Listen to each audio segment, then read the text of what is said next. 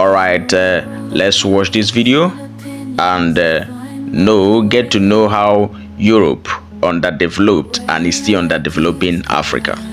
Sub-Saharan Africa has been fundamental to the global prosperity of the advanced countries, and Africa had a role to play. It has a role as a raw material producer.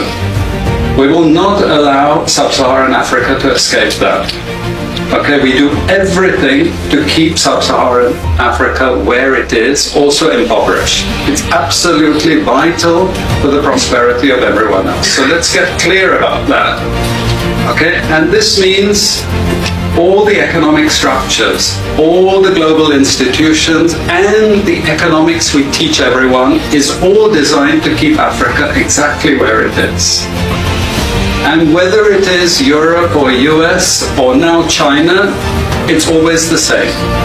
We need Africa to be impoverished because we need those raw materials and we need them dirt cheap. Okay, so that's the message. It doesn't mean to say that there's nothing Africans can do. Of course there is. This is what it's about. Because if Africa does do something different, I assure you living standards of all those in Europe and North America and Asia is going to fall. Okay? And that is a big price to pay. I assure you that the West is not going to allow that without a big fight. Okay? So the job of many Western academics is to convince Africans they have to keep doing what they're doing. Okay? And to show them it's your fault that you're poor. It's not our fault.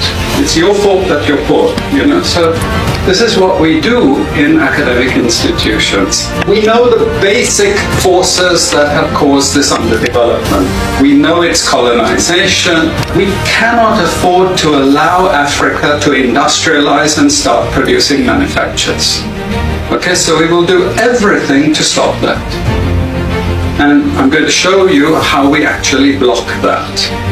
We had East Asian rapid industrialization processes. So in the earlier period, we had Japan and Korea and Taiwan. Okay, rapid growth, sucking in raw materials from Africa, driving up the prices. After those countries finished industrialization, then Sub-Saharan African growth rate again fell. Sub-Saharan Africa is condemned to this role, just the supplier of raw materials, not a manufacturer. The currencies are collapsing of these countries, and many of them are Sub-Saharan African countries. After colonization ended, we needed new structures to keep these countries where they were. Okay? And the first of those is aid. Okay? We give them aid. Aid for what? Actually, we give them aid to keep repressive regimes in power. That's all. All the hypocrisy about transparency and democracy and bullshit like that, it's all bullshit. But it would go to country after country offering loans.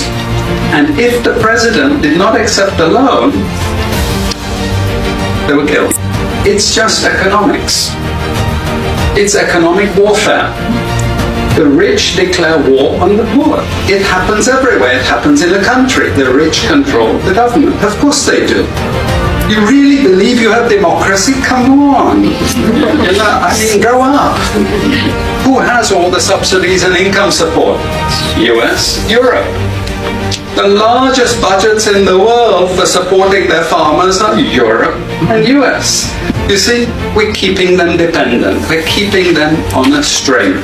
This next round of the WTO is designed to block that. To block anyone else getting on top of the ladder.